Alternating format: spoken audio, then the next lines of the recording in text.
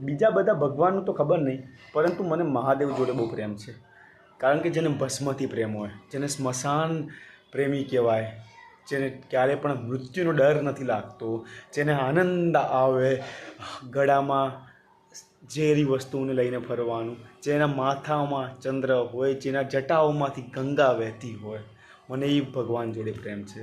મને બહુ વિષ્ણુ જોડે પણ નથી, પરંતુ વિષ્ણુના અવતાર કૃષ્ણ ભગવાન જોડે પ્રેમ છે. મને રામથી પણ એટલો બધો પ્રેમ નથી. કેમ? હું પોલિટિક્સ જાણું છું, અને પોલિટિક્સના સૌથી મહાનતમ ગુરુ એવા શ્રી કૃષ્ણને જાણ્યા વગર જિંદગી થોડી ચાલે મારા વાલાઓ. મહાદેવ જોડે એટલું જાણવું પડે કે મૃત્યુ ક્યારેક કોઈની થતી નથી, કોઈ જન્મ લેતું નથી. એ ભગવદ્ ગીતામાં પણ આ લાઈન ઉમેરેલી એટલે લખેલી છે.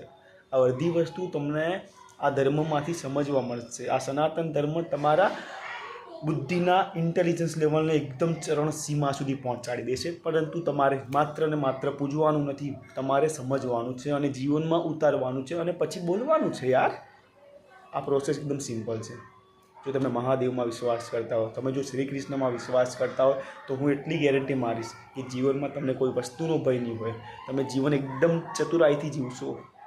બસ આટલું કહેવા માગું છું તમને.